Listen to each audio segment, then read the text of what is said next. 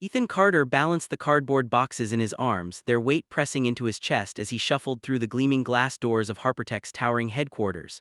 The lobby smelled faintly of coffee and polished marble.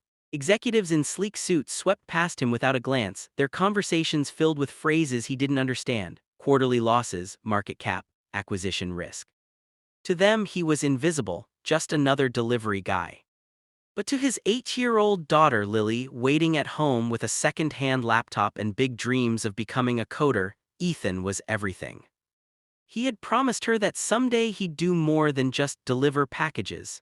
Someday he'd build a life where she never had to worry about whether the lights would stay on or if her sneakers would last another school year. But for now, this was it. A single dad hustling long hours, carrying boxes through offices that sparkled with wealth he could barely imagine. The spark nobody expected. That morning, as Ethan set the deliveries down at the front desk, he overheard a heated exchange.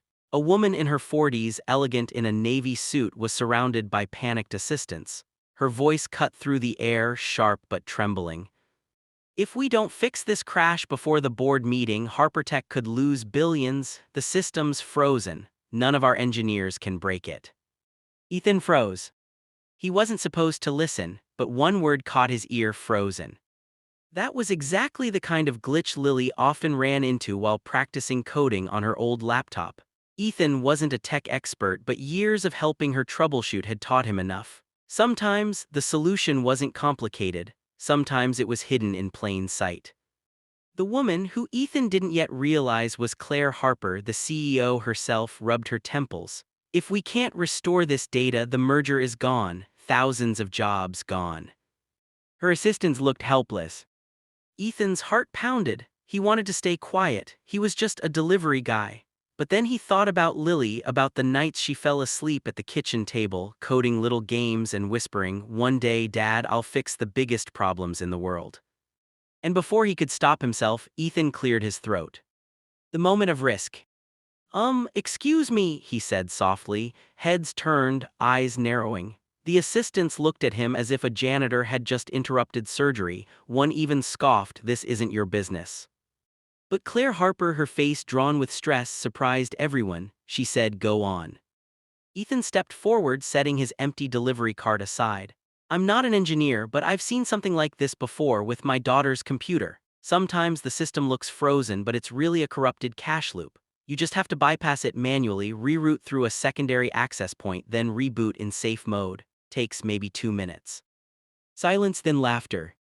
One assistant muttered, "2 minutes? Our entire IT team has been at this for 6 hours." But Claire's eyes locked onto Ethan's, not with ridicule but with something else: hope, desperation. She gestured toward the terminal. "Show me."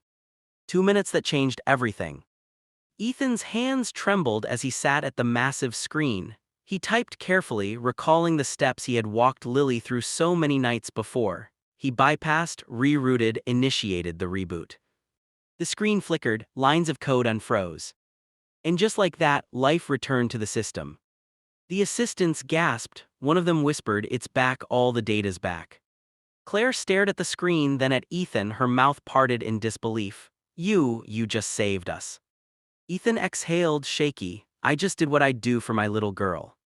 The transformation. Word spread fast. By the end of the day, everyone in the building knew the story: the single dad delivery guy who fixed what the experts couldn't. But Claire Harper didn't just thank him, she invited him into her office. Over steaming mugs of coffee, she asked about his life.